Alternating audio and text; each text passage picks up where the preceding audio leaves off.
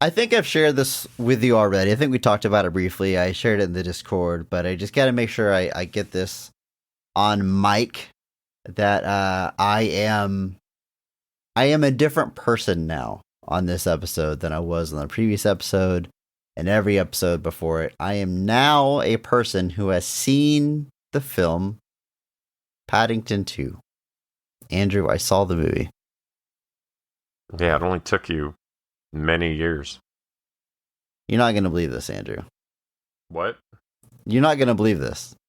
Am I not? It's really good. It's a really good movie. Turns out. It turns out all of the internet was correct. So here's the thing. I definitely thought, I didn't have any doubt that it would be good or fun. But the way people talk about it as one of, if not the greatest films ever made, or the best movie of the past 20 years, the way people, Patrick Willems will bring it up offhand, like, oh yeah, by the way, best movie ever, or however he phrases it. I thought there was a bit of I thought it was a meme. Not that it's a bad movie, everyone's acting like it's good, like a Morbius situation, but people, it's very clearly like a kid's movie, and they're trying to elevate it like it's high art. But now that I've seen it, I don't know, I'm not gonna say all time or anything, but it's a 5 out of 5 star. Like, it's a perfect movie. Like, I've got no complaints. It's very good, and it leaves you happy, which is one of the best things you can say about a movie, I think. I agree. 10 out of 10, no notes. Yeah. We're talking about a different movie today, so let's bring in that theme song. We're not talking about the best of them. We're just talking about the rest of them. Not the worst parts, but the best parts. And the best parts, we have the best of the rest. Hello, and welcome to Best of the Rest. My name is Chris Logan, and I am joined, as always, by my Organ Harvesting co-host, Andrew Williams. Say something to the listeners, Andrew. Buried me right at the friggin' offset. Jesus. Organ Harvesting co-host. Yeah, I'm pretty sure that the cops are at my door, man. I was trying to phrase it that you're the clone whose organs will be harvested, but I couldn't come up with, I don't know how to word that, so I made you the bad guy. The organ harvestee? Yeah, that's a very common phrase people don't understand. It's, it's definitely a thing people say. It's certainly not at all made up. Whatever. But, yeah, anyway, I've said something to the listeners. Each week, we take a second look at a movie that was poorly received upon release and challenge ourselves to only talk about the things we like and what the movie does well. It's Clone Month, and this week we are talking the 2005 film The Island. Andrew, what's your history with this movie? Did you see it in theaters? Have you seen it before this week preparing for the podcast? I had. I believe my sister was a big fan of this because she loves pretty much anything that's dystopic. But obviously, 2005, Ian McGregor, Scarlett Johansson, they were all the rage. So I definitely seen it before. Had not watched it in some time. Some may even question its inclusion in the lineup for this month, because I wouldn't necessarily even say that this is a particularly well-known movie. But it's an excuse to talk about Michael Bay, folks. So, we're gonna. It's poorly received. So, it certainly qualifies for our premise. To be fair, Chris, lots of movies are poorly received, and we've not talked about most of them on our show. So there's only so many. We're getting there. We're making our way through all of the poorly received movies. I had never seen this before. I was aware of it. I remember. We actually had this DVD in my house. I remember because it was a bootleg copy that I think my dad had a coworker in the early aughts, that would sell them burned DVDs, torrented DVDs or whatever, of varying quality. This was one of them. I just never popped it in the DVD player and watched it. but I was vaguely aware of the concept. I knew there were clones trying to escape, and I knew it was Michael Bay. That's pretty much all I knew going into it. So when the opportunity arose for us to cover it this month, I was excited to do so and finally check it out. This movie that was released July 22nd of 2005. It was made on a budget of $126 million. I was blown. That's a large budget. At the box office, it only brings in $162.9 million, losing money for the studio based on high production cost. Critically, it's not well received. It holds just a 39% critic score on Rotten Tomatoes. So like you're saying, Andrew, it makes a little bit at the box office. I mean, 162 isn't nothing to sneeze at. It's just, again, compared to that production budget where you run into problems. But, people saw it. People showed up. But probably not much cultural legacy, this movie, huh? I would say not. One of the biggest kind of just critical responses is that it was basically just kind of riffing on a lot of other films. You break that box office down even more. Only 35.8 million of that is domestic. So the United States audience really doesn't care for this. It does open at a relatively busy weekend, I believe. Not really. I was just looking at it. So the weekend it comes out, it comes in third on Friday at least. But ahead of it is Charlie and the Chocolate Factory, which is in its second weekend. And then second is actually Wedding Crashers, which is also in its second weekend. God, this lineup is wild. It's Charlie and the Chocolate Factory, Wedding Crashers, The Island, The Bad News Bears remake, the first Fantastic Four, also new releases, The Devil's Rejects, Hustle and Flow, and then War of the Worlds, Batman Begins, and Mr. and Mrs. Smith, rounding out the top 10, the opening Friday that this comes out. That's quite the snapshot of a particular moment in time. Hashtag PP. There's some good movies in there, but not a great weekend at the box office. I don't know. Watching this movie in particular was really taking me back to the early 2000s, because this movie has that look, that feel, that high saturation, high contrast, early digital look, and it wasn't a good. What's is it still nostalgia if it gives you the ick, Andrew? Is it still, we still call it nostalgia?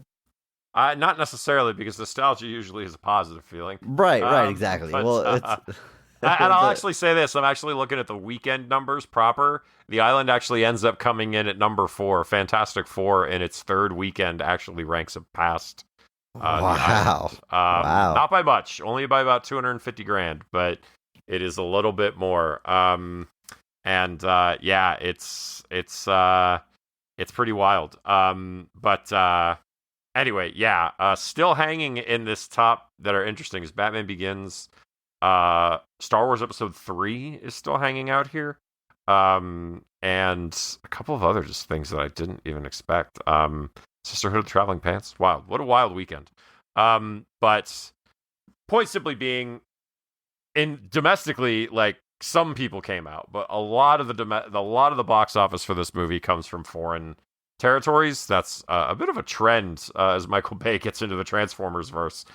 People always were kind of shocked by those, they didn't seem to make that much money domestically, but they cleaned up internationally. That's, this was back when, like, the Chinese box office was like a thing everybody was like banking on. Like, it could make or break your film. So, like, your film getting banned in China was like a huge deal because it meant you were losing out on like 200 plus million extra dollars for your box office if it didn't happen. But so anyway, needless to say is, so we didn't make a huge impression on the box office, does make some money.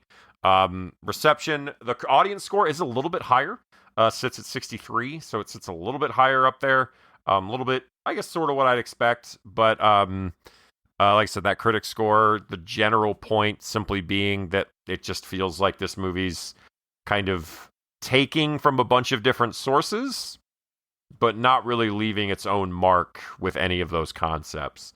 So it just doesn't look, ultimately leads to no real legacy, as it were. The movie has 3 credited writers. The script starts with Caspian Treadwell Owen, What a name. screenwriter. Like, great name. What a name. Can't Good take that Lord. away from him. I can't find much of his work, though. His most high-profile thing before this was a movie called Beyond Borders with Angelina Jolie, which did not fare well at the box office or critically, so I don't think it was exactly launching him to do this. And just a few sporadic credits after. I think a lot of uncredited stuff, some rewrite stuff that maybe his name isn't showing up on. But by all accounts, making their living in the business still. And the movie is rewritten by the writing duo of Alex Kurtzman and Roberto Orsi, who wrote movies like The Legend of Zorro, Mission Impossible 3, the J.J. Abrams Star Trek movies, alums of this show because they were the writers of The Amazing Spider-Man 2, as well as receiving a story credit on The Mummy, the Tom Cruise movie that we covered on this podcast. Alex Kurtzman also directing that Mummy film. They have very interesting careers. They start off in television. They're actually notably, I guess, part of that Hercules Xena verse there. They're writers and executive producers there. They eventually are writers and executive producers on a Bruce Campbell syndicated action comedy show I love called Jack of All Trades. Don't know if you're familiar with that one at all. I'm familiar with it, and I've seen clips, and I know the concept, but I've never. It's not streamed. I've never seen an opportunity to sit down and watch it. I would like. To I check love it it so much. There's one scene that lives in my head rent free because the whole point is that Bruce Campbell's character plays this champion of the oppressed in this kind of turn of the 19th century in this kind of fictional French-controlled island. And he's this American secret agent, but he adopts this masked hero identity that, of course, despite the fact that Bruce Campbell has one of the most iconic chins of all time, no one recognizes him. But I just love this one scene where he flips this coin at a guy and he goes, "Hey, that's for the broken window," and the guy just goes, "What broken window?" And Bruce Campbell's character just goes, "Ah!" and then crashes through the window and jumps out of the room. And it's one of the most ridiculous things I've ever seen, but it just lives in my head rent-free. So it was nice to know that they were also part of that, and part of Bruce Campbell's weird career as a semi-leading man on television in the late 90s, early 2000s. Looks like it's streaming on the Roku channel, which means nice ads. Which means you should look for this one at the used DVD stores. You might find a copy of it there. I'm sure there was a whole... Amazon has the complete series for $14.99.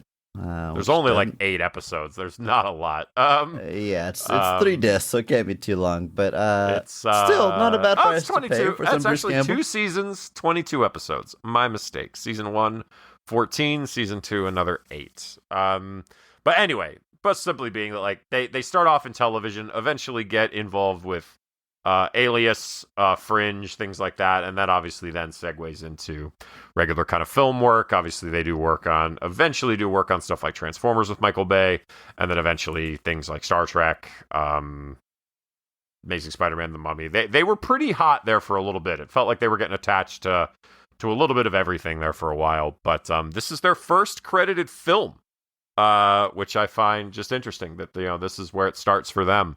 And then this, like I said, the same year they also do The Legend of Zorro, which you may remember as the sequel to the much more remembered Mask of Zorro. But a lot of people forget Legend of Zorro even exists. But yeah, interesting to see them here. Obviously, they're a writing team. They come in to rewrite the script as it gets a little bit closer to production. It feels like Caspian's scripts kind of... a little bit before that, and there's definitely concepts that remain because he still gets credit for it, but an interesting kind of group of writers bringing this to life ultimately. And we've said it already, but this movie is directed by the one and only, the man, Michael Bay. Andrew, is this The the man. first time we've covered a Michael Bay movie? I think it has to be because we've never dived into any Transformers stuff, have we? No. I don't know we how, made it but we haven't. 200 Like, plus episodes without ever doing Transformers, folks. without You might need doing to Michael fact check Bay. us on that. Like we've. I not know done- we haven't covered Transformers. I know we haven't done Perf. Transformers. We didn't do Armageddon. We did Deep Impact. We probably talked about Michael Bay when we did Deep Impact. Because, I'm sure we've talked about him several times. I'm sure but, it's come through, but an interesting. There's something about like the minute this movie like cuts into the actual movie, you know it's directed by Michael Bay. Like there's just such like whether it's the oversaturation or that like really sharp color palette that he uses, the lens flare. Like people give J.J. Abrams crap for the lens flare, but like Michael Bay's got a lot of that lens flare in his late 90s, early 2000s movies. His iconic spinning shot. There's probably a name for it. I'm not thinking of, but when a character is like stands and looks over the shoulder, and the camera whips around, so the background is like flying by as they inquisitively look over the shoulder. You know the Michael Bay shit I'm talking about. There's plenty of that here. This falls at an interesting place in his career. His entire filmography before this, you have Bad Boys, The Rock, Armageddon, Pearl Harbor, Bad Boys 2, and then The Island. So you got like a steady increase, Bad Boys, like a small scale action movie compared to what's coming. The Rock kicks that up a little bit.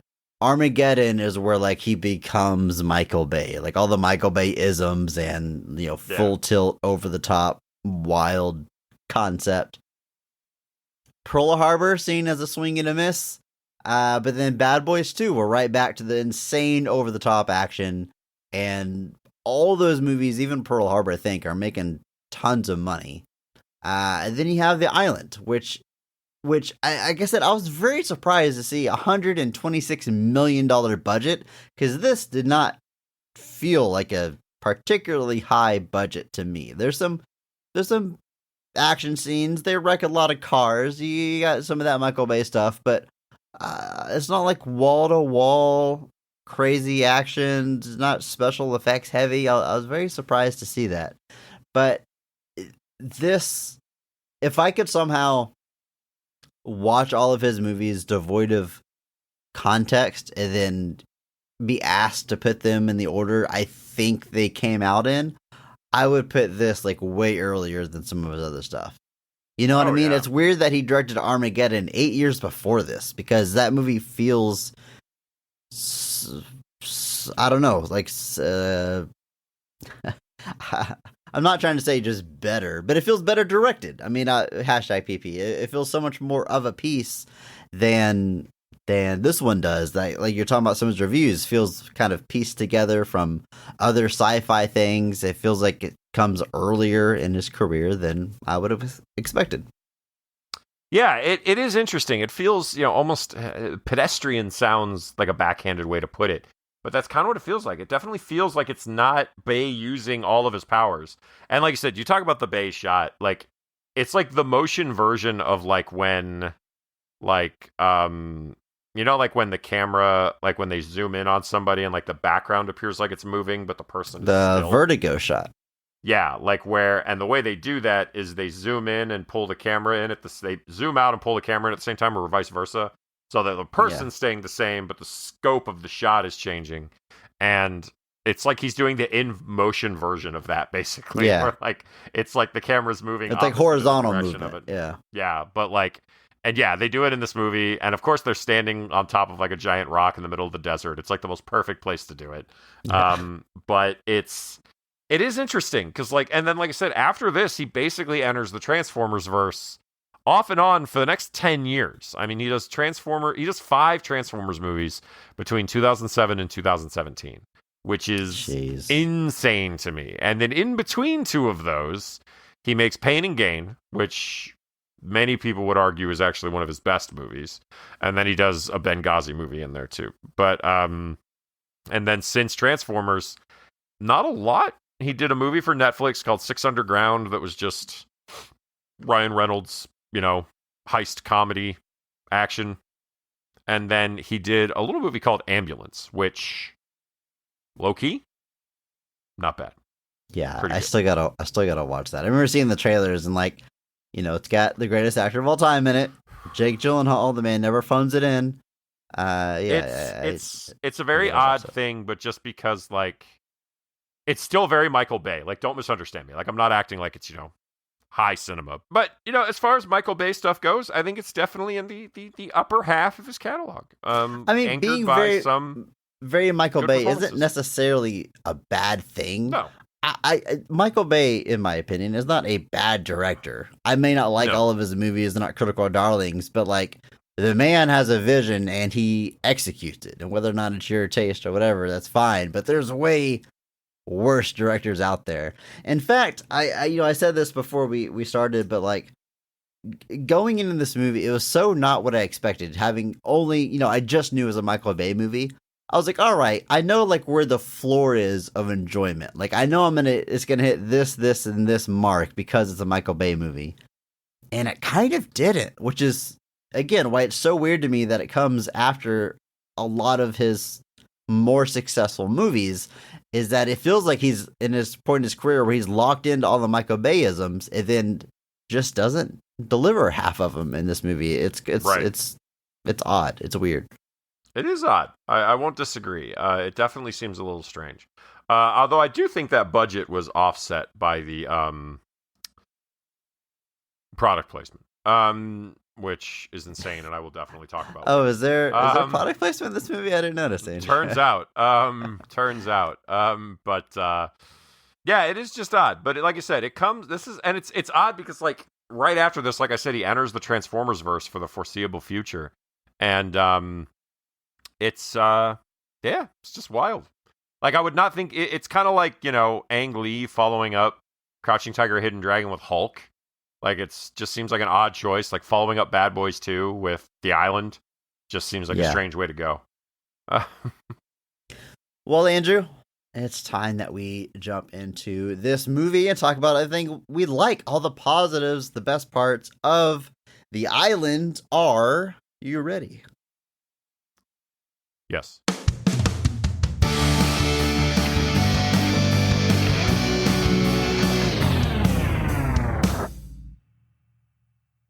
Tom Lincoln only knows one way of life, one where he lives in a compound among the other surviving members of an apocalyptic event. Despite having his every need met by a staff of workers and doctors, Lincoln finds himself wondering if there is more to life.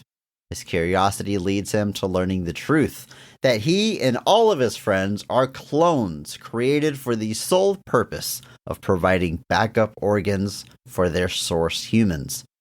Aided by a kind staff member, Lincoln and his friend Jordan escape the facility and learn that everything they were told about the state of the world was a lie.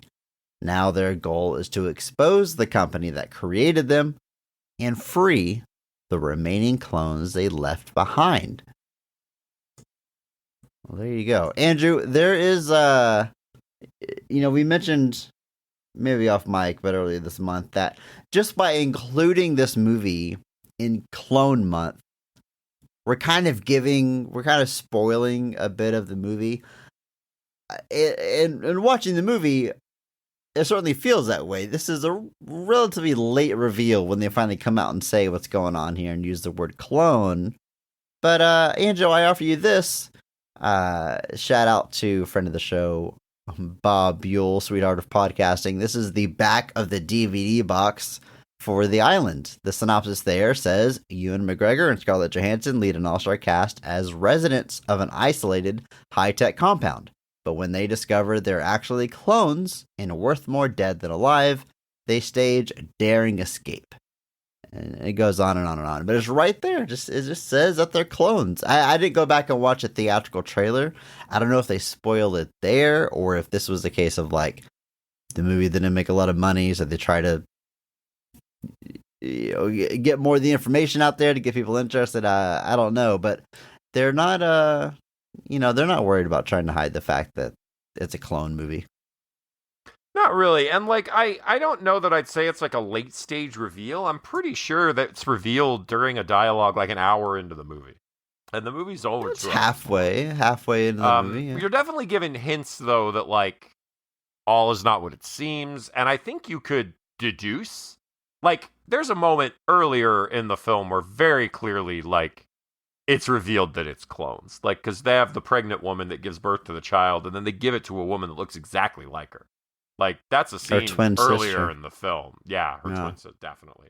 Everyone Now, on they the don't give any island is a clues there. twin. Everyone on It's the compound twin. is That's a actually twin. what it is. I mean, but yeah, so like it's something that I just don't think the movie is playing that close to the vest with it. Like, I don't really think it's necessary. Like, obviously, it's meant to kind of be a thing, but like the minute it's even like fully outwardly revealed, like an hour in, like I said, there's still another hour plus of the movie to go. So like, there's a Sure, yeah. lot more to go with. So. Obviously, the DVD spoils it. The voodoo explanation says the exact same thing, largely. Like, literally says, the truth is that Lincoln, like everyone he knows, is actually a clone. So, like, it reveals it pretty openly in any explanation that they're clones. So, they just don't know that, which is, unfortunate. And it, yeah. Anyway, but it's just a classic story. Like, classic, man meets woman, finds out they're clones, escapes from the facility, tries to find the humans that paid for them to exist. They have the mental then- capacity of a 15-year-old. Less than that, they then trick the people into, and then he assumes his life. It's Sale's oldest time.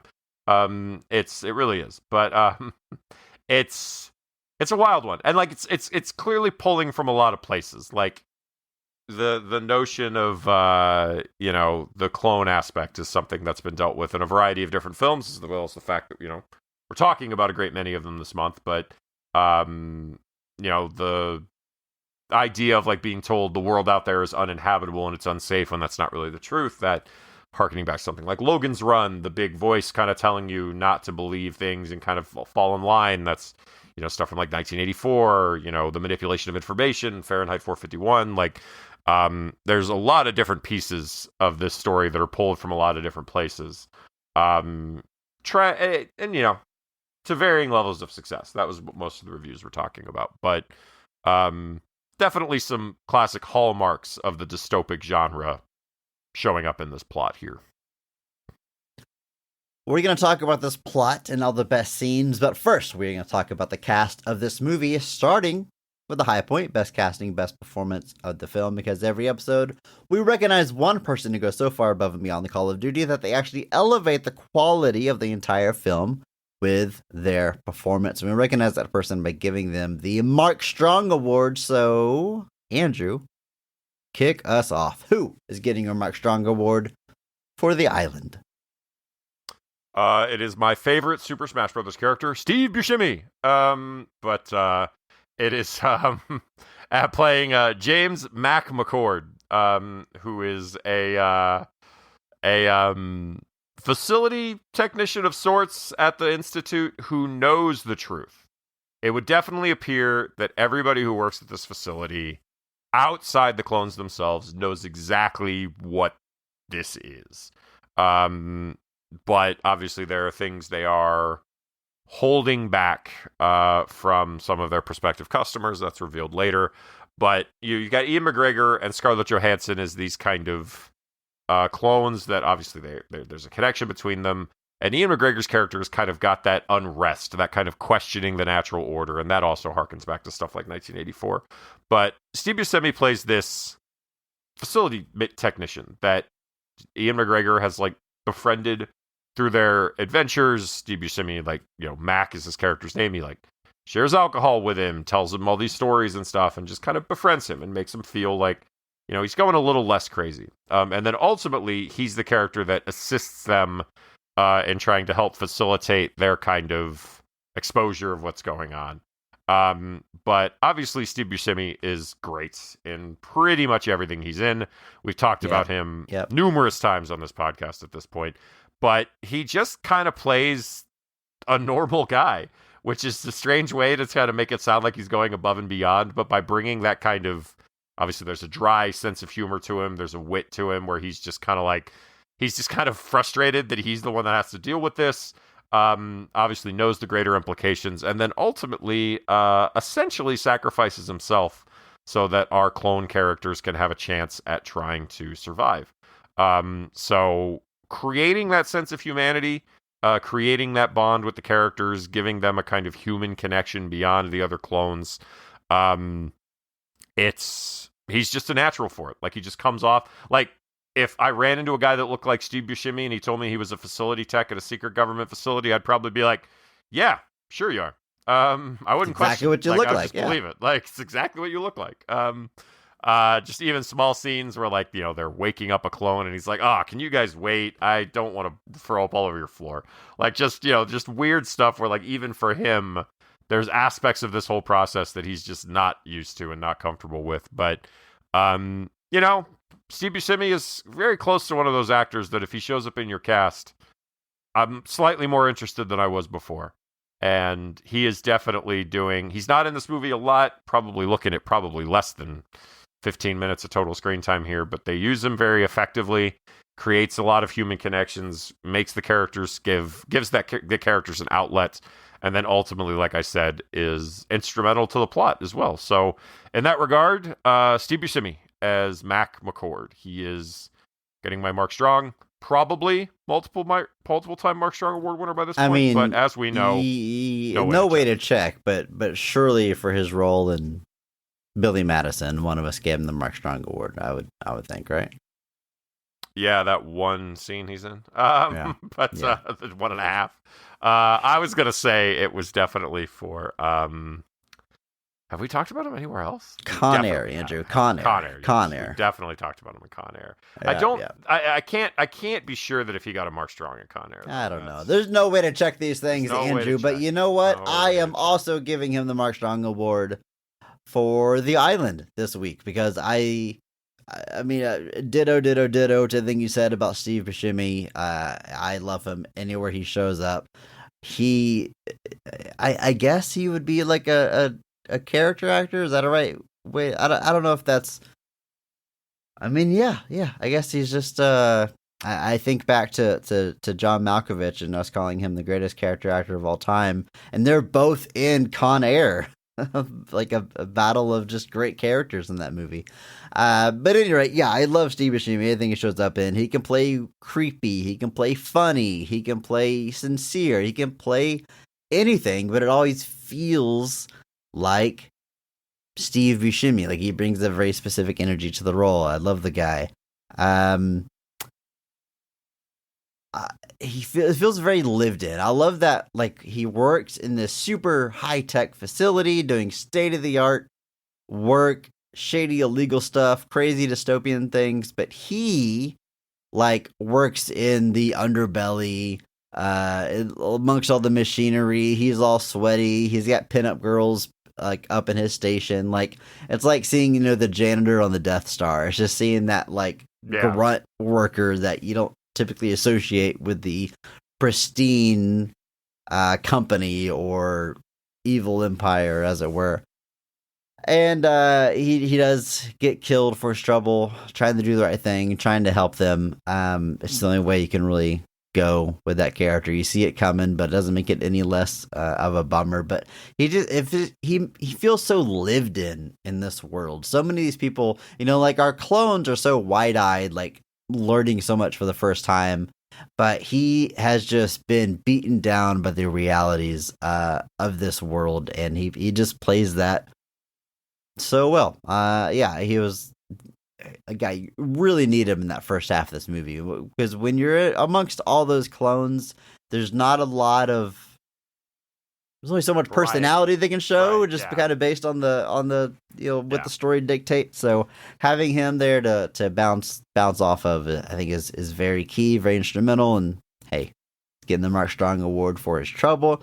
But let's talk about the leads of this movie. You have Ewan McGregor as Lincoln 6 Echo. I think I called him Tom Lincoln in the synopsis, which technically would not be correct. That is the source human. Don't come at me in the comments on YouTube, people. I mean, you're not incorrect. He plays both of them.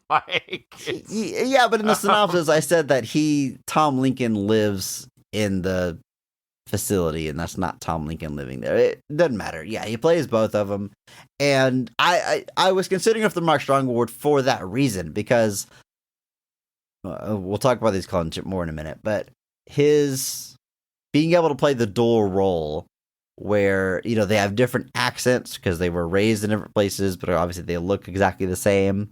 And then beyond that, even his role as Tom Lincoln, as the natural human, kind of has two shades to it, because when he's face to face with his clone, he's very compassionate and acting like he's going to help them. But we know he has an ulterior motive, and secretly he does not see this person as a human, and he just wants them to go back to where they were so he can harvest those organs, baby. So even in that second character he's playing, that character kind of has two faces. So get a lot of range for Ewan McGregor. Wonderful actor. I don't know. I feel like we've talked about him before, but I don't know. We've done too many episodes now, Andrew. I don't know if he's a Mark Strong Award winner, but I love the guy. I love him and everything he shows up in. Very interesting point in his career, because it's kind of, you know, he's got Train Spotting early on, which is, at least in America, is more like an underground thing, kind of hit among, you know, college age kids. But I think it'd be a minute before he really hits a stride in the mainstream over here. This is still kind of early in his career. This is right around Moulin Rouge, I guess. And, you know, we just didn't know exactly what to think of the guy back then. Is he a leading man? Is he romantic? Is he action? And I think he was kind of trying to figure that out himself. Andrew, last thing I want to say about Ewan McGregor. Do you have the poster for this movie pulled up? Like the one they use on Wikipedia is a good example, because that does not look like Ewan McGregor to me on that poster. No. Like, it's not just me being weird with faces, right? Like, that looks nothing like, I don't see Ewan. If there wasn't names on here, I wouldn't think that was Ewan McGregor. If you told me this poster was generated by AI, I would be like, yes, and badly. Like, yeah, that's like half Edward Norton. But even the way the bodies are positioned and how Scarlett Johansson's head is on her body, like all of that is just horrible. It is just really bad. But yeah, it doesn't even look like him. You know, don't get me wrong. Like, I've seen, like, you know, the people that they do the droopy dog yawns or whatever, and they look like whole different people. But like, yeah, that one really doesn't look like him. Yeah, Ian McGregor, he was really unknown asset at the time. He'd done a couple of indies with some guy named Luke. I can't really remember what his full name was, but they kind of that's when we talked. That's when we talked about him when he was in Star Wars. That's right. No, it wasn't called Star Wars. It was called something else. It was a little under the radar thing, though. We don't really know what he's capable of. Big Fish, obviously, the big thing that he was probably known for. Right around this time, I would say that's probably. Is it? I mean, is that movie that well? I love Big Fish. No, I'm clearly joking. Jesus Christ, because you blew right past Star Wars, man. Jesus. I got the Star Wars joke, but I thought you were also saying that he was known for Big Fish is the biggest thing he's known for in 2005. Is the dumbest possible thing I could have said. Star Wars Episode 3 comes out the same year as this. Like, for the love of God, it comes out. May of 2005. This comes out in July of 2005. It comes out 2 months later. I don't know why I thought this was before Star Wars, but yeah, you're right. This is after he's in those 3 big movies. I can't tell if you're messing with me right now. I really can't. I legitimately. Going back to it. I'm not even gonna. I can't edit this out. I'll just let this stay in. I knew we talked about him before. I could not remember what movie. I knew he was in Star Wars. But I didn't think, for some reason, I thought it was after 2005, but obviously that makes no sense. It was the prequels. It was late 90s, early 2000s. So, yeah, I just forgot about. I just forgot about Star Wars for a minute. It happens sometimes. All right, sometimes I forget about Star Wars, Andrew. I'm not always thinking about Star Wars. I'm not asking you to always think about Star Wars, Chris. I'm just whenever I'm talking about one of the lead actors in those movies. Also a big fan of Dr. Sleep. Came out in 2019. Anyway, Ian McGregor is great. Big fan of everything he's maybe not everything he's done, but you know, I like him. Usually, him being in a movie means, you know, there's gonna be a little bit of that gravitas these days. But Yeah, here he does get a little bit to dive into because he does have the multiple roles. We don't really get to see that with too many of the other clones. But the fact that he does get to show those shades there, pretty cool. Like I said, gives him a little bit more to work with than some of the others there. So I could definitely see him being someone's Mark Strong for this. But otherwise, yeah, he's Ian McGregor. He's Ian. What are you gonna say? Scarlett Johansson plays Jordan 2 Delta. Sarah Jordan is the human that is cloned, who we never actually see, and I think don't know the fate of by the end. I don't remember, but she is our female lead of this movie. Now, let me think, Andrew. Scarlett Johansson, huge star now. You know, the MCU is very big. She's been in tons of high-profile stuff. Where was she in 2005? Let me make sure I don't embarrass myself. Was she in a huge franchise? She was not in Star Wars. Lost in Translation, I think, was before this, so she's a critical darling by now. Ghost World, but nothing too huge in the mainstream, right? Still trying to kind of cross over to that A-list tier. Still working their way up, you would say, yeah? Yeah. Ghost World was 01. Lost in Translation was 03. So definitely still working her way up. This same year she does Match Point.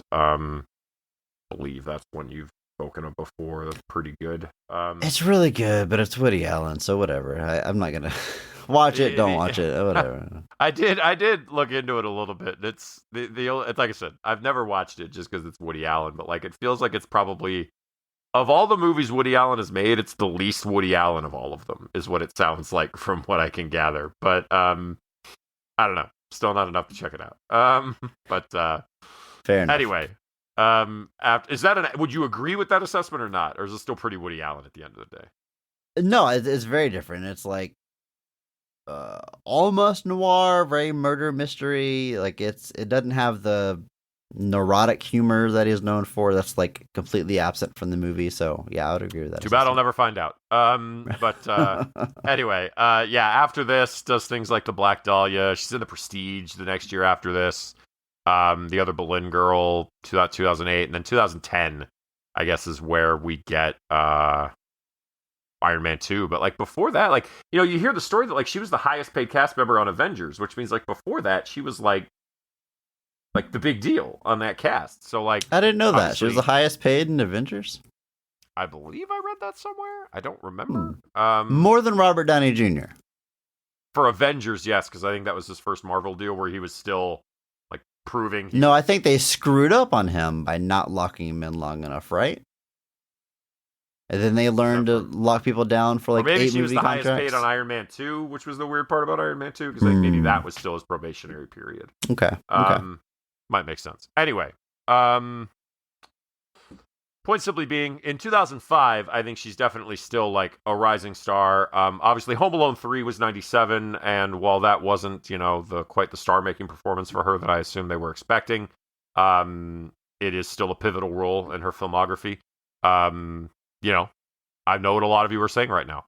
There's a Home Alone 3. Yes, there's actually a Home Alone 5. Anyway, yeah, she gets a little less to work with here solely because she's just the clone. So there's a lot of basically like fish out of water type stuff that she gets to play in, but like there's not really a lot of dichotomy that she gets to dive into. We get a glimpse of her kind of benefactor. I don't know I forget the exact word. The sponsor, I guess is what they call them. That it's a model, and we figure out what's up with the model, which is that she's, you know, in the hospital with a variety of different conditions. So much to the point that they're not even sure the insurance policy is going to be able to save her. Like, that's how bad her condition is. And so she doesn't get quite as much to dive into there, but still, obviously, a good foil for Ian McGregor. And, yeah. Alum of the show, Sean Bean is here. He plays Dr. Merrick. He is sort of the head guy in this facility, keeping all the clones in check. He's the face of the company when he's talking to investors and potential clients. And he is a sinister bad guy, which Sean Bean is very good at doing. He's an alum of the show because we talked about him way back on Silent Hill, where he's actually not a bad guy. which is kind of weird to see him because I just see him as I don't know, untrustworthy. He has that energy about him. Although I'm sure I said it back then as well. Probably the first thing to come to mind for him is Equilibrium, which comes out, I think, a couple years before this, which he's also not a bad guy there. So maybe I'm unfair to think of him as that first and foremost. But you just blew right past National Treasure, which we talked about fairly recently, where he very much is the bad guy. So yeah, I did blow past that, Andrew. You know what? I'm gonna forgive that transgression. We're gonna move right past it and not focus and linger on that. Yeah, Sean Bean. Just the sinister benefactor here, basically the sinister man in charge. He's the one that's trying to kind of quell Lincoln's kind of wandering thoughts, his kind of sense of restlessness. He's trying to kind of get that under control because he thinks that this is something that could potentially spread to many of the clones, and then eventually finds out is very much something that could impact like whole generations of clones. And he actually does like an Order 66 on like all his clones. It's pretty wild. But definitely not a good guy. We find out later that he is actually lying to the sponsors by implying that the clones remain in a vegetative state. He's implying that basically the clones are never actually, quote unquote, like conscious. They basically are just grown as I believe Bender would say, meat sacks. And they're never really taken beyond that. But obviously that's a lie because the clones are very much alive, and he reveals that basically like that's the only way to actually like keep the organs healthy. If you basically don't have them be active and moving around and doing things and being social, the organs don't last, which defeats the whole purpose. But obviously that makes the escape of our characters all the more troubling, because if it's revealed that this insurance policy, whatever you call it, is actually based off of these clones being alive and functioning, and he's using them as slave labor to run his own facility, that's a problem. So he's got a vested interest in making sure that that doesn't come to pass. And you can guess how that works out for him. Andrew, we've just covered too many movies. You can't expect me to remember all of them. Okay, and maybe Silent Hill left a bigger impression than National Treasure. Chris, I don't know what to tell you. Chris, I said we're moving past it. Why are you lingering?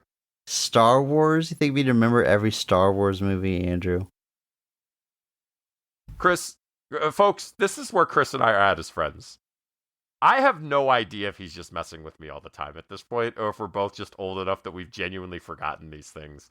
I truly have no ability to discern between when Chris is just busted in my balls or when we're both just like, oh, we're old now. Like, I have no... The gauge is gone. We were talking about this the other day of just like the notion of like making a joke and like leaning into like the dry wit or whatever, and then having that moment of like, oh no, they think I'm dumb. Like they just think I'm an idiot. The good thing about having a sense of humor like that is whenever you do make an error, you can play it off as a joke. I'm not saying it's what happened earlier, Andrew. I'm just letting you know. Oh God. Anyway, Silent Hill the year after this, National Treasure the year before this. So we're covering Sean Bean in the early 2000s quite heavily. I would say National Treasure is probably what he's most known for around this time. There's definitely nothing else, no major fantasy franchises that he's known for at the time. So anyway, moving on. Jaimin Unsu plays Albert Laurent. He's part of a basically gun for hire, military-esque squad that is hired. There you go. Hired to track down the escaped clones. Jaimin, I feel like he's another alum of the show, but as we've established, we've just covered too many things, and it's impossible for you to remember why we've talked about all of these actors. But he's in Raider 2? We did the first one. He's in Constantine. He plays Black Adam. Black Adam. We talked about him, Black Adam, because he plays Shazam. Also in Constantine. So we talked about him multiple times. He's wonderful every time he shows up, and he's got a long storied career. The dude is great. I really like him in this role here because it is sort of a generic action role. He even fills in a lot. There's a lot of exposition with this character because Sean Bean has to like tell him the truth about the facility, which in turn he's telling the audience the truth about the facility and the clones. But then his character kind of grows a conscience and starts helping the clones. So playing that little twist, he's a little bit more than just a gun for hire, just a badass. He gets to show a little bit of humanity there as well. So bringing some heart to the role, which he is very good at. Extremely good at, like you said, adding a little bit of that. I already made the joke, so I'm just going to say adding some gravitas to this role. Yeah. Can't do it twice in one show. That would be ridiculous. But No. Definitely a character actor. Nothing really major known for at the time, I would say. I'm being honest now, folks. Like, obviously, there's no huge roles. Like, I think now, obviously, there's been definitely some things where I think his awareness. That's what our podcast has come to. I'm being honest. Hey, this is a joke. I'm about to say a joke. It's Guardians of the Galaxy. Obviously, I think he got a little bit of notoriety there. The very classic. Who? But then goes on to have bit parts in, like, he's in Furious 7, he's in Legend of Tarzan, he's in the Guy Ritchie King Arthur movie, he's got a brief part in Aquaman, he's in Captain Marvel, reprising his role from Guardians of the Galaxy, he's in Shazam, he's in all those various types of movies, he's in, Quiet Place Part 2, like, all sorts of great, bit parts, not sometimes sizable parts, but always happy to see him on my screen. Always puts in a great performance. I guess Blood Diamond's after this, I guess. I think he gets a lot of notoriety for Blood Diamond. I think he gets an Academy Award nomination for Blood Diamond. So I take it back. It's got big roles too. Anyway, not a whole lot to dig into here, but it really is like he comes in just as basically your classic fixer. With endless resources, calls in, he goes, as he switches cities, he's like, I need a new team in Los Angeles. And just when he gets to Los Angeles, there's a group of guys just waiting. It's like that scene in Wayne's World, but like not played for laughs. Like that scene just opens the door and there's a bunch of people being trained. That's what he's doing basically, but it's real. It's serious. Not real, but serious. And it's just, and then like you said, as he sees the clones like fighting for survival, that's kind of what flips him. And also just seeing how Merrick treats them. I think the combination of the two suddenly makes him realize the error of his mercenary ways. And he decides that he needs to be better. So he assists the clones in their pseudo-uprising. Andrew, that covers our main players for such a high concept movie with a lot of moving parts. The main cast, the scope is pretty small, but I would be remiss if I didn't mention one more actor. An actor that has even less screen time than Steve Buscemi. Essentially 2 scenes, but legitimately I was considering for the Mark Strong Award. I'm of course talking about alum of the show and previous Mark Strong Award winner, Michael Clark Duncan, who plays Starkweather 2 Delta.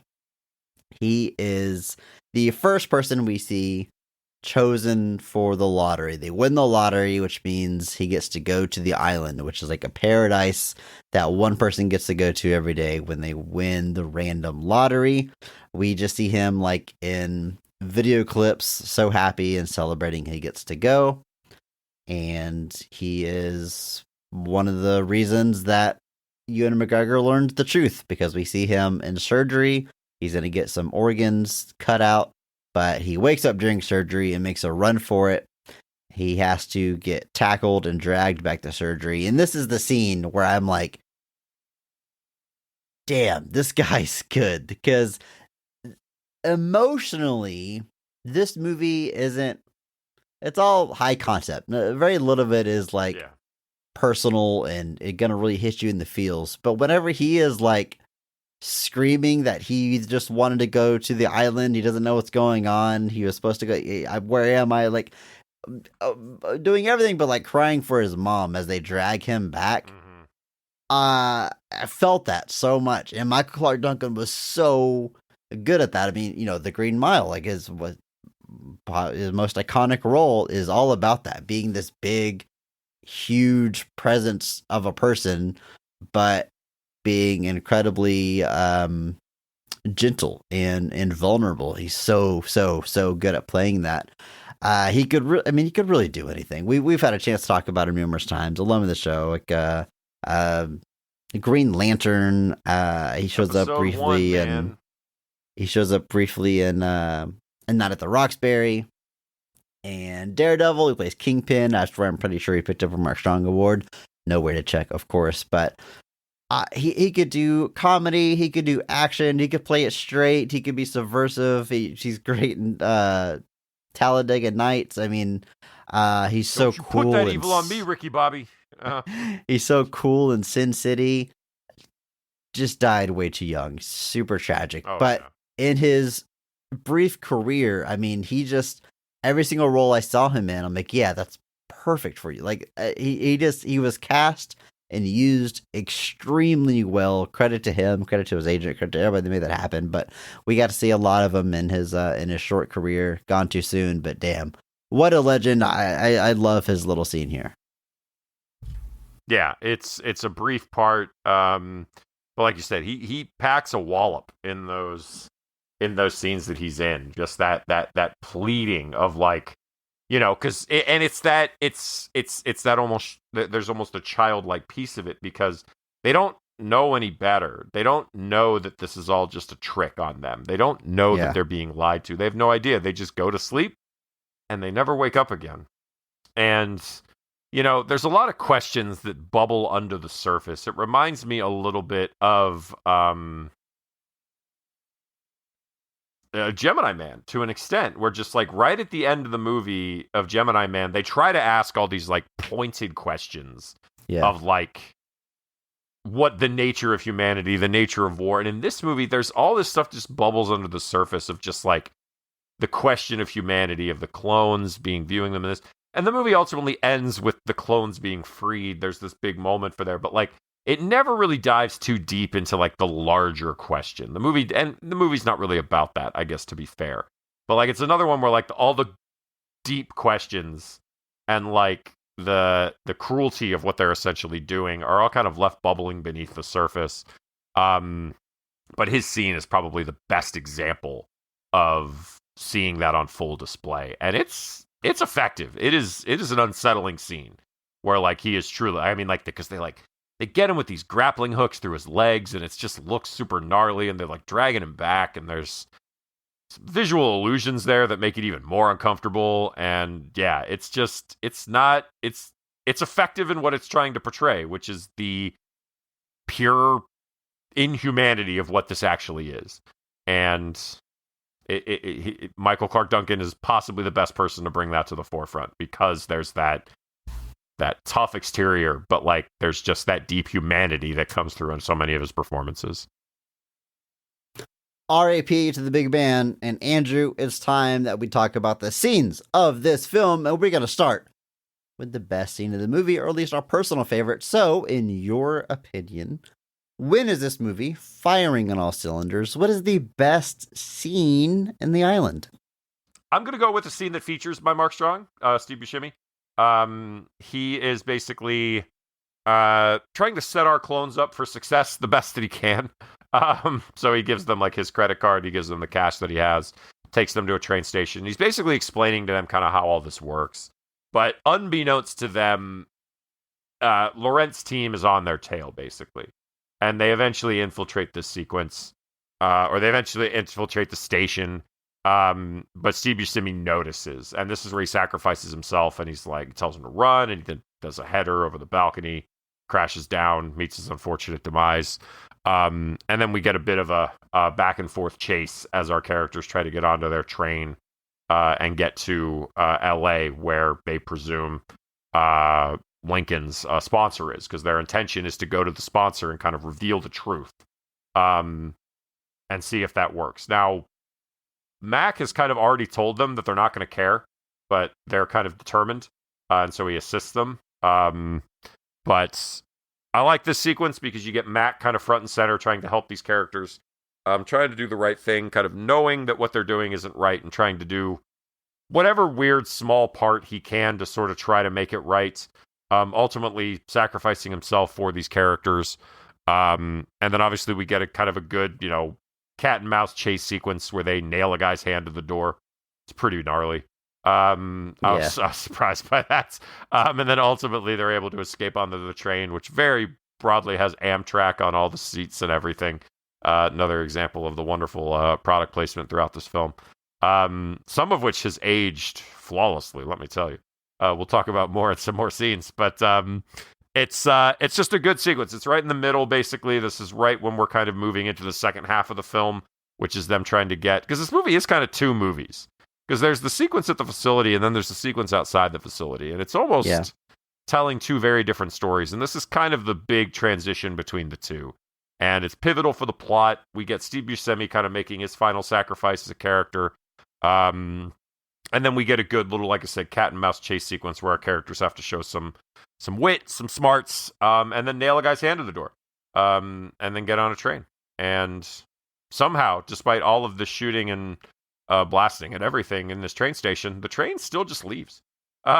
Which is just kind of wild. You would assume the train wouldn't. They would be like, whoa, guys, let's figure out what's going on here before we just... Andrew, Amtrak trains are on time. Always. Always. That's the message of this movie. They're Amtrak, dependable, reliable. Amtrak will get you to your clone sponsor on time every time. They serve Aquafina on the train only. They do. You can play some Xbox during the trip. Their shoes are Pumas. The yes. shoes the clones wear are very broadly Pumas. But I think my favorite product placement, since we've gone down this rabbit hole already, is when they go to the information directory to look up Tom Lincoln's address, and it's got the MSN logo giant on the outside of the information booth. And I was like, oh, there is a reference that has aged flawlessly. Like, Aquafina, Amtrak, Xbox, Puma, they all still exist in various different forms. MSN, though, I think the movie takes place in, 2015, 2019? Okay, yeah. So, yeah. Good pick, Andrew. I love this scene, too, and I really love the movie moving out of that facility. The facility scenes are fine. We'll talk about them. But when I said that I knew this was a Michael Bay movie and I had like a baseline for what to expect, I certainly was not getting it from all those facility scenes with the clean white facility and everyone dressed the same and no action scenes. So once we get out, it's like the movie has to make up for all the action we missed in the first half, and it's kind of nonstop for a little while. You've got the shootout here. I think my favorite action scene comes a little bit after, and it's going to be a highway chase scene where our clones sneak onto this flatbed trailer. They're being hunted by the mercenary guys that were hired to bring them in, as well as police officers. And they're on the what is that on the back of this flatbed truck? It's like train wheels and axles, I guess is what they are. And they straight up say it's train wheels. Is that what they call them? Train wheels? They said that? Okay. Well, there you go. Train wheels. It's just a funny thing to see on the back of a flatbed. I don't know. I don't think of train as having like replaceable wheels, but I guess they do. Anyway, they roll these things off the flatbed. It's a Michael Bay movie. So we're on a highway. These big, huge pieces of rolling iron are bouncing down the highway and just demolishing cars. They're flipping, they're exploding. It is practical. It looks incredible. I love it. It's such a stark difference from the dystopian look that we sat in for the first hour of the movie, that we have like these cars getting smashed on the highway. And this is what I sign up. This is what I expect from a Michael Bay movie. This is where it's going to deliver.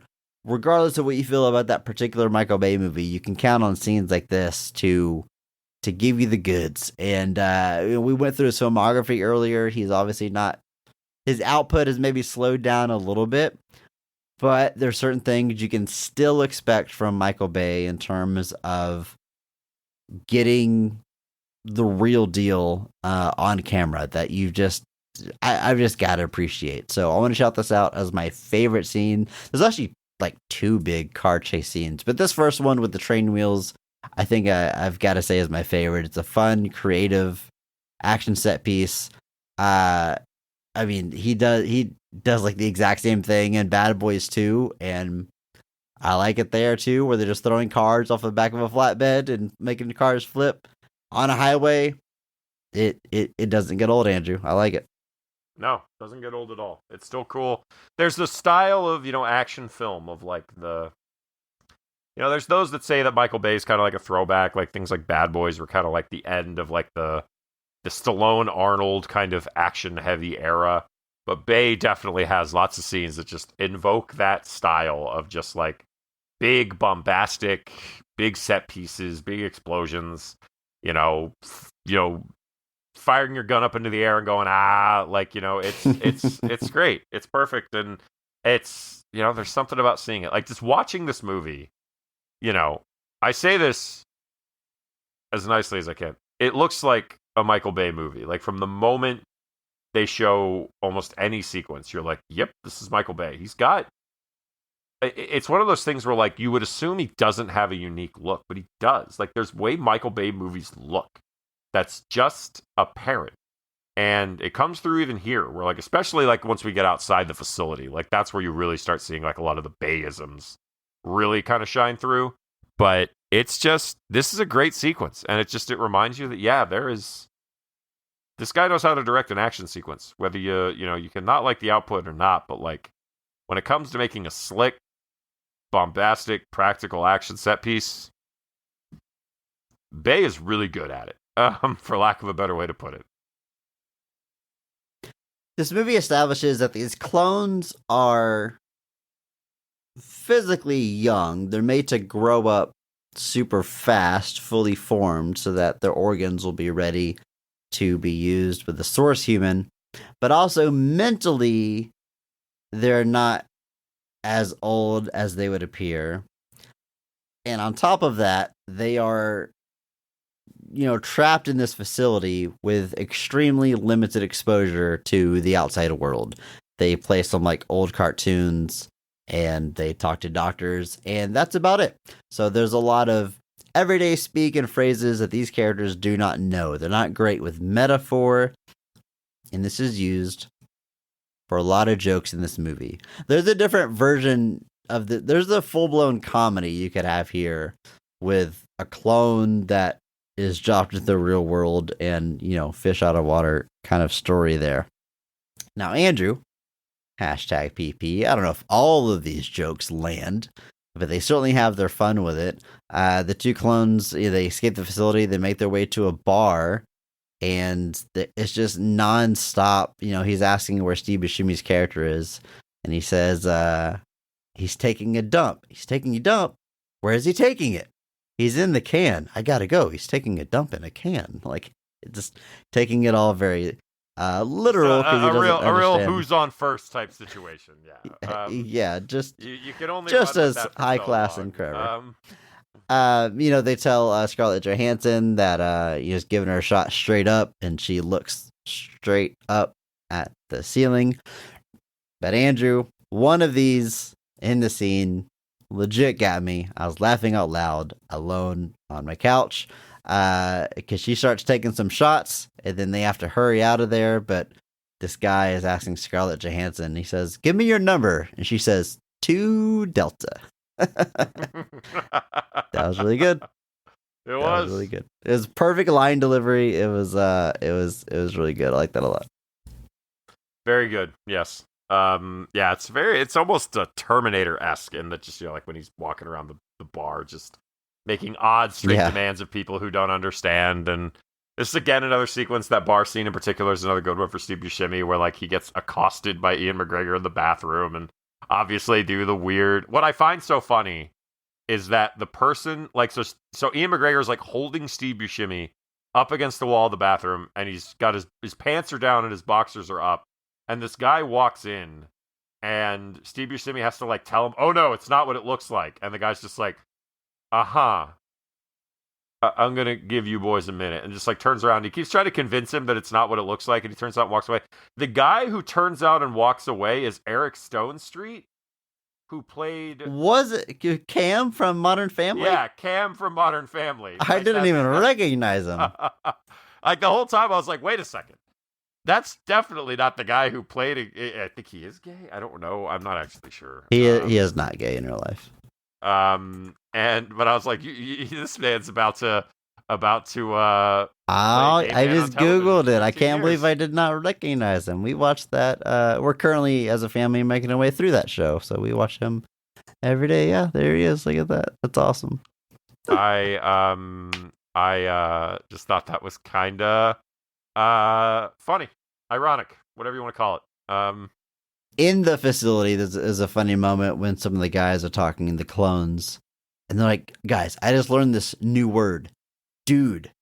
He called me that. He called me dude. D-O-O-D. Dude. And they immediately start using it like in their vernacular. They're like, dude. It's like, what's it mean? I don't know. I guess that one also got me. Yeah, that was pretty good.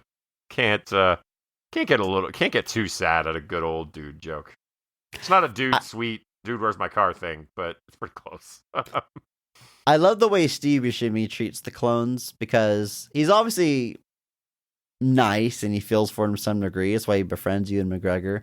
But he's not like holding his hand, trying to teach him life. Like he's talking to him like he should understand more than he does, or kind of playfully messing with him at times. Like there's a moment where he says, Steve Buscemi says God, and Ewan McGregor is like, God, what's that? And he explains it to him by saying, you know when you want something really bad, so you close your eyes and you wish for it? God's the guy that ignores you. And like, that's really funny. That's not going to teach someone what God is. But again, Steve Buscemi doesn't feel like it's his duty to teach them things. Or, you know, after they've escaped, he's asking Scarlett Johansson if she like knows what clothes are. And she says, we're not idiots. And he said, well, excuse me, miss, I'm so smart, I want to go to the island. Like, throws it in her face that she believed the island existed.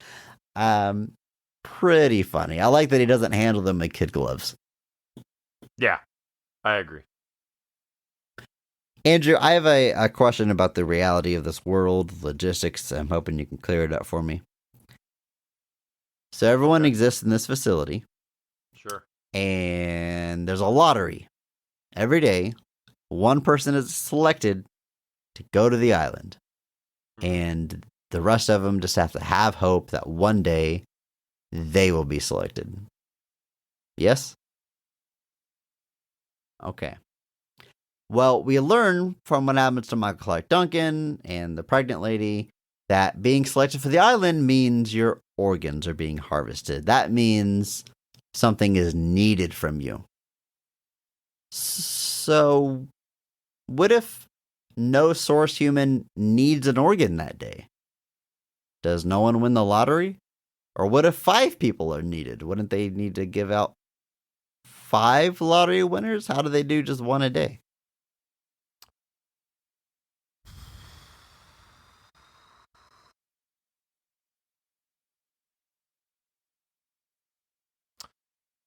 I don't know. I appreciate you. I would presume taking the time to think if about I had it, to guess, which you did ask me to be fair. But you know, generally, like I would assume, like something like a pregnancy, like they're going to induce that. So like that's a date that they know for sure. Like okay, on this day at this time, we're pulling in these people to do this. Which is actually the pregnancy one's kind of wild to me because like, you know, the implication that they're told is that these bodies are like in a vegetative state. So like, did they just assume that they impregnated a woman in a vegetative state, let the baby grow the entire time, and then like birthed it, and like it's really weird, right?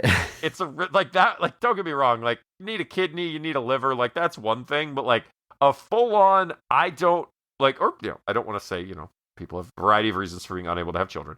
But like just the notion of being okay with like, yeah, clone me, keep me in a vegetative state, impregnate my clone, like take that vegetative coma version of myself through the pregnancy, birth the child, and then give it to me. Like, that just seems insane to me. Like, even, in a movie that's very premise is insane, and maybe even a little too on the nose with the way that rich people try to long. I was gonna say, you said there's many reasons people can't have kids. I didn't even think about that. I just thought like there was a rich person that didn't want stretch marks, so they had the. I mean, there's that, but like it's like could very much be that she can't have children or for whatever reason. Sure. But it's something where like the pregnancy one in particular, I was like, how's that work? Like, how'd you sell that exactly? But and I guess they don't imply that there's been multiple winners in a day, but obviously, Sean Bean implies that they could do mass winners to purge some of the problem generations of clones. So I don't know. I would assume you try to schedule it as best you can, because like Ian McGregor's character needs the liver transplant because he's got cirrhosis, and like obviously I would assume you'd just be like, okay, on this day at this time we're going to do the transplant. So you try to plan it out as much in advance, but then I guess if there's an emergency, you could also just say that like I guess you could just say, hey, this person, like Ian McGregor's character, when he disappears, they just say he's gone into isolation because he's been contaminated. So like I assume there's any number of reasons they can give for why they might need to suddenly disappear someone. Okay. And can do that. So there we go. I eventually talked long enough. I remembered something from the movie that proved your point.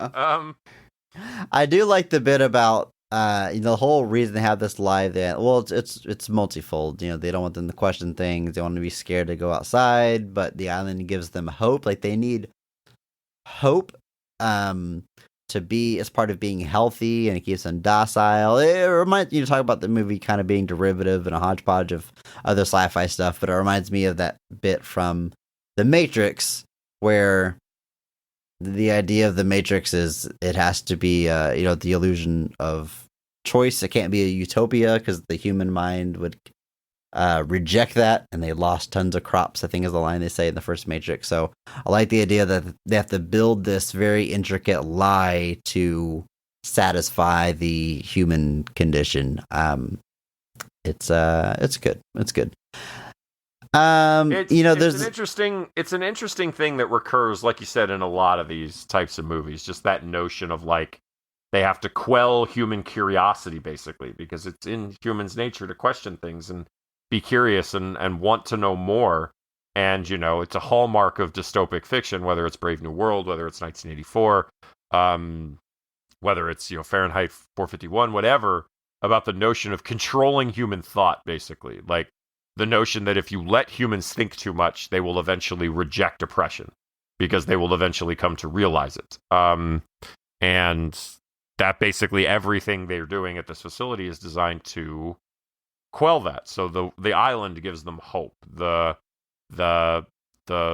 fact that they're alive and they can interact with others and they have dance parties and Xbox and all of these things that are supposed to be like, hey, we're trying to give you a satisfying experience, but not, it's just enough, or just, how did Ned Flanders put it? Just enough to fight the urges. But it's a hallmark of all of these things that there's that notion of curiosity. Logan's around the same idea, of just that not rejecting the authority and going in line with what you're told versus kind of what you actually think. And it's interesting to see how different things address that. That is one of my favorite things about, seeing different stories set in the dystopic times is, just how do you address that notion of like, how do you handle just basic human curiosity? Especially when you add in the fact that these things are basically kids, which means that the curiosity is even more than it would be as an adult necessarily. Like, you're basically asking a 5-year-old child to not ask questions, which is, as I'm sure you know, Chris, a difficult thing. Yes, it is. This movie isn't really too heavy on the sci-fi visuals, I would say, as far as like special effects. a lot of them are, I don't know if subtle's the right word, but there's things like when they're in the city, there's like these sky trains that are like in the sky. I'm suddenly realizing I don't know what to call them, but a futuristic mode of transportation in the city. There's some flying and hovering vehicles and things. But one of the most really out there things is Sean Bean's character is trying to study Ewan McGregor, trying to figure out why he's being so curious and questioning. And he puts these sensors in his brain. And to do that, he drops these little tiny bugs on his cheek, and they crawl behind his eyeball. They crawl under his eyelids, I guess, to make their way out to his brain. And I really love that, like, Ewan McGregor's like, that hurts, that really hurts. And Sean Bean's like, no, it doesn't. No, it doesn't. It doesn't hurt. Just this telling him it doesn't. Just, another way he's trying to control the narrative. But it's interesting because he says it doesn't hurt, and they're going to study you for 24 hours, and then you'll pass them through urine. Now that might hurt. Here's a fun fact for everybody, Andrew. Kidney stone. Andrew, you ever had a kidney stone? I have not. I have had one, and it was terrible. Possibly the most painful thing that I have ever been through. But something I did not know until I was going through it is that the painful part is not passing the stone through your urine. It's what every man fears, like, oh, it's worse for guys or whatever. It's not passing through the urethra that's terrible, unless you have a huge stone. But most of them are not big enough to be painful there. It's going from your kidney to your bladder, because that travels through your body. That's a hard tube that does not flex. So when a stone gets lodged into there, that's when you have the immense pain and pressure. And that is the only time in my life I have ever been in so much pain that I threw up. Like I've seen that in movies before, but like I was in so much pain I was vomiting. It was horrible. But yeah, I learned that about kidneys. So whenever he said that, that might hurt, I'm like, well, I don't. It's not the peeing part, but I don't know. If they go in under your eyeball and through your brain, I don't know if they eventually make your way through the kidney to the bladder, if they somehow bypass that, because these things are sci-fi little robots. I don't know. What a great family-friendly story. Hey, man. People should be prepared for these things. Although what sucks is you're always like, well, should I change my, like, I remember asking the urologist, like, well, how did this happen? Should I change my diet? Like, I feel like I drink a lot of water. And he's like, oh, it could be, you could be dehydrated for a week and they form, but it could take 6 months for it to finally work its way out. So who knows how that started? You could have more. There's nothing you can do. It's just try to stay hydrated. It could happen. And that's it. Good to know. Andrew, there's a part where they're driving what are they driving? They're driving that armored vehicle of some kind. I just remember there's the shots of them literally breaking the cop car in half, like they're Frank Miller's Batman. You ever seen that comic panel from Batman and Robin? That's exactly what it reminded me of. I mean, snapping a car in half by T-boning it so hard is pretty cool. It is. They were in the back of the cop car, and basically they were told, get them by any means necessary. So they're in an armored truck, and literally they just crash into the car and it splits in two. And I'm like, wow, what a wreck that you would never actually survive. Which our characters both immediately survive. And not just survive, they like immediately run away. Like, it's like, no, dude, you're gonna be talk about being in immense pain. You're not just gonna be in immense pain, you're gonna be eating through a tube for probably like a month. So but that another part of those big bombastic action sequences we love so much, though.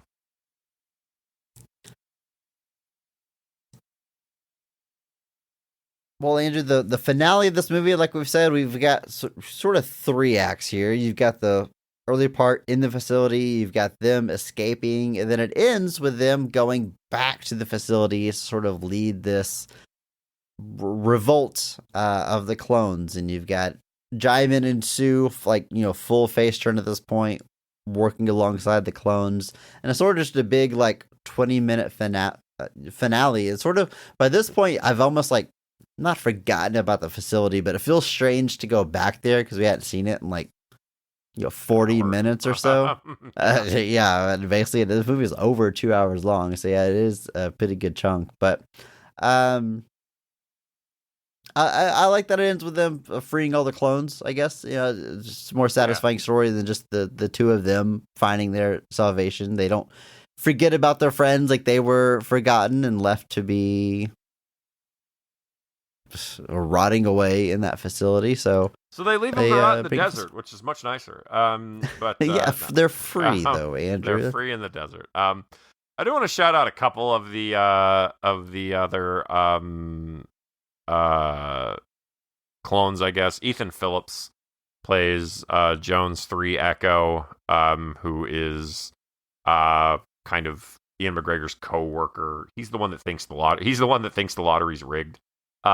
He just thinks that he's never gonna have a chance. Like, anytime somebody gets picked, like, he's the guy that, like, when a pregnant woman gets picked, is just like, oh yeah, that's fair. Like, he just, like, doesn't. Yeah. He's like really upset about it. Who was one of the other ones? There's one other clone that we get a little bit of interface with. What was his name? Looks like Brian Stepanek is his name. He plays one of the other guys who goes to mess with the new guy. It is interesting seeing them interact with each other because there is a little bit of personality gets to come through there, but it's largely like, it's interesting in that none of them are really pushing it like Ian McGregor is as far as being unhappy.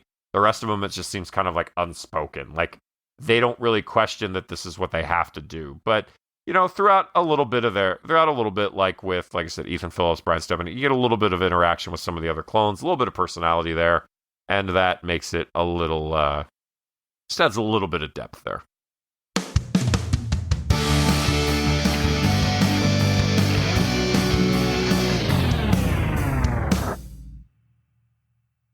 Another one down as Clone Month rolls along. I feel like I haven't seen a clone movie in a minute. I would say all the movies we're covering this month are, I don't know, relatively close together in their release.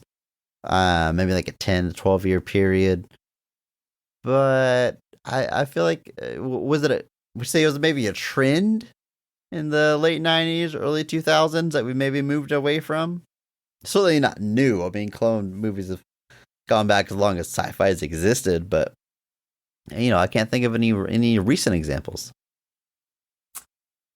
I feel like there was an example recently, but I can't remember what it was.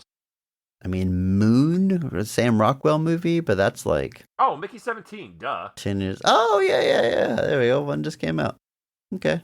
I tried to argue for its inclusion in this month. You did. And I would love to watch the movie. I've not got around to watching it yet, but bit of a stretch to get it in here. But maybe I'll watch it just for fun as we're making our way through all these clone movies. A couple years ago, too, called They Cloned Tyrone that I heard pretty good things about, too, with John Boyega, Jamie Foxx, Teyonah Parris. I never actually watched it, but I heard pretty good things about it. I think that was a Netflix one. But it's called They Cloned Tyrone, so I presume it's about cloning. So it's still one of those things that we come back to every once in a while. Hey, fair enough, Andrew. But that's not what I'm going to ask you here during Ask Andrew. Like we do at the end of every episode, I ask you a question. You are legally obligated to answer it. And if you want to suggest a question for Andrew, you can do so by joining our Discord. There's a link in the show notes. There's a channel in that server called Ask Andrew. You can leave him a question. Andrew cannot see that channel, so he does not know the questions that are coming his way. I'm going to pull a question out of that channel today. This comes from Mike Lynch, who says, Ask Andrew, is Pedro Pascal the only person successfully pulling off a mustache in these modern times? mustache. 70s, 80s, certainly periods where it was in fashion, and you've got plenty of examples of a mustache, but it's more rare these days. I see where he's coming from here. But Pedro Pascal has it on a number of occasions in his roles, making it work.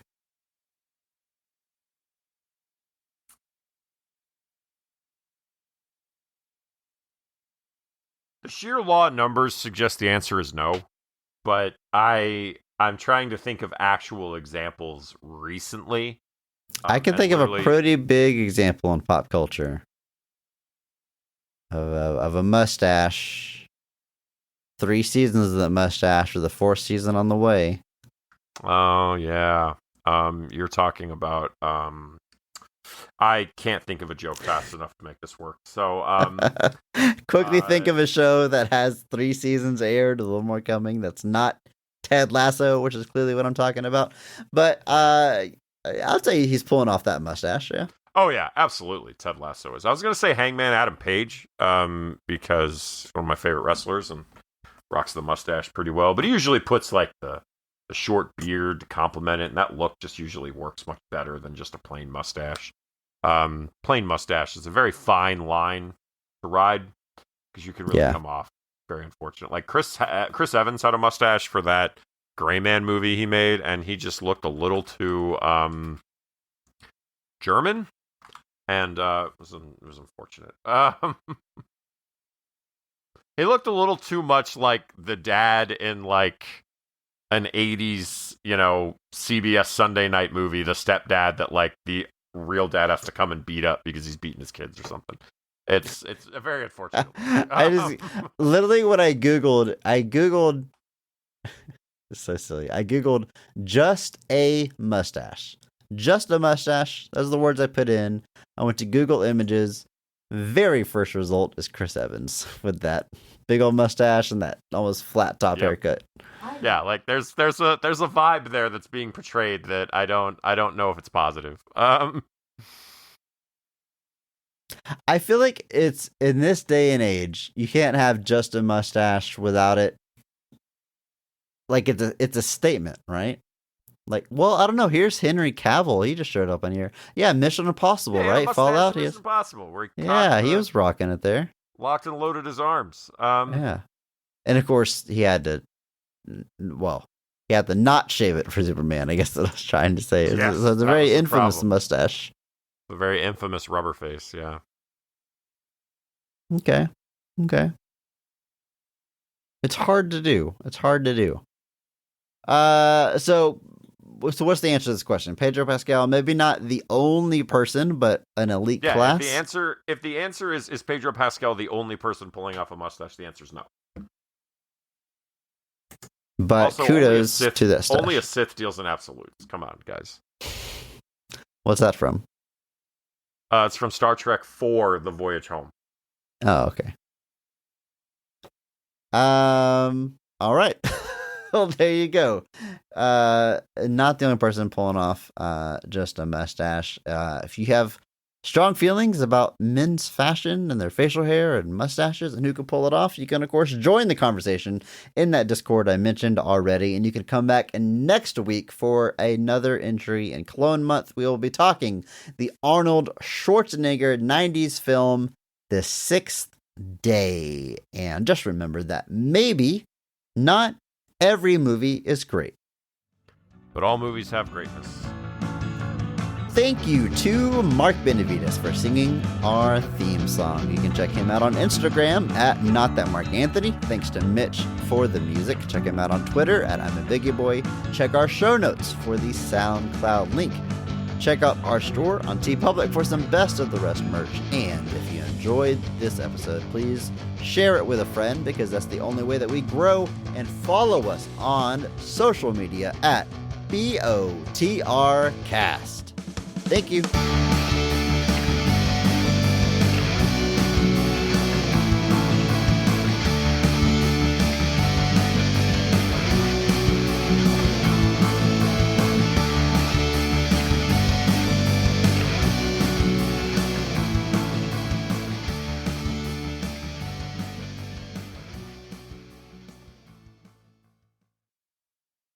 I like how his character is Lincoln 6 Echo. Everyone in his like camp is Echo, but it's fun to call him an Echo because he's a clone. I thought that was pretty clever. And then our female clone is Jordan 2 Delta. 2 Delta, 2D, double D. I don't know what they were going for with that one, but the Echo one is clever. Jordan 2 Delta. What? It's generation names. That's what Steve Buscemi says at one point. Like the names are like the Delta, the Echo are all just the phase of clone they were. So that's how he determines that like one of them is 3 and one of them is 4 because one of them is Delta and one of them is an Echo. So Delta is before Echo in the alphabet. So Delta was 4 years old. Echo was 3 years old. Just making a double D joke because the woman gets to be double D. Andrew, that's all that was. I was trying to blow past that because Chris, it's 2025. Come on. I didn't write this. They wrote it in 2005. Wait. Oh, because it's Jordan 2 Delta, so it's 2D. Yeah. Oh, that's. I don't know. I feel like it's a little bit of a read. I do think Echo is a play on being a clone, but I don't. If I shouldn't read into the 2 Delta. Anyway,